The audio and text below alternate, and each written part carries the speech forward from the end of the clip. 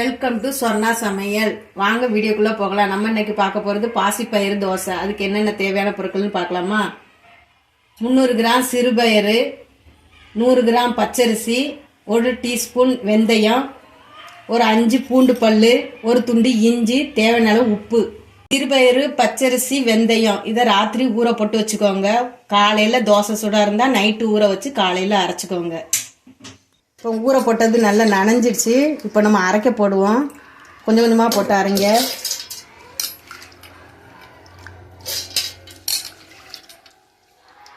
இந்த தண்ணியவே ஊற்றிக்கலாம். நம்ம ஊற போட்டு கழுவி வச்சு தான் வச்சுருக்கோம். பாதி பாதியாக போட்டு அரைச்சிக்கோங்க. அது கூட இந்த பூண்டு பல்லு, இஞ்சி துண்டு, தேவையான அளவு உப்பு, இதையும் போட்டு அரைச்சிட்டு வந்துடுவோம். கொஞ்சம் தண்ணி ஊற்றிக்கோங்க. இந்த கழுவு வச்சுருந்த தண்ணியவே ஊற்றிக்கலாம். இப்போ அரைஞ்சிட்டு இதை நம்ம ஒரு பாத்திரத்தில் ஊற்றிக்கிடுவோம். மாவு பதத்துக்கு அரைச்சிக்கோங்க. தோசை மாவு பதத்துக்கு. இன்னும் கொஞ்சம் இருக்குது, அதையும் போட்டு பூண்டு இஞ்சி இதையும் போட்டு அரைக்கிறதுக்கு தேவையான அளவு தண்ணி ஊற்றிக்கோங்க. உப்பு தேவையான அளவு போட்டுக்கோங்க. அதுலேயும் போட்டிருக்கோம், இதுலேயும் கொஞ்சம் உப்பு போட்டுக்கோங்க. இப்போ இதையும் அரைச்சாச்சு. நம்ம இது அந்த பாத்திரத்தை கூட ஊற்றி ஒன்றா கலந்துக்கிடுவோம்.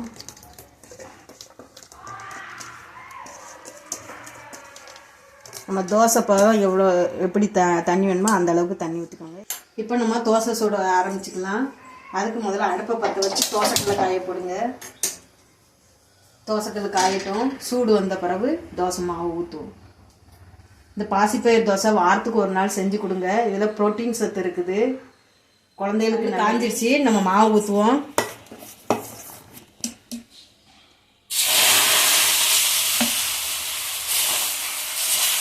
நைஸாக இல்லைங்க.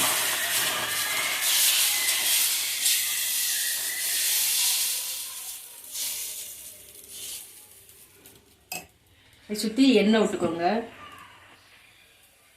தோசை வேகட்டும். தீயை கொஞ்சம் குறைச்சி வச்சுக்கோங்க, இல்லாட்டா கறிக்கிறோம். இந்த பாசிப்பயிறு தோசைக்கு கார சட்னி வந்துட்டான்னு பார்ப்போம்.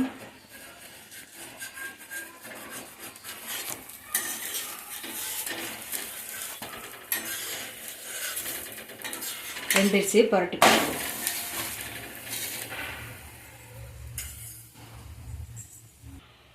இப்போ தோசை வெந்துருச்சு. பாசிப்பயிறு தோசை ரெடி.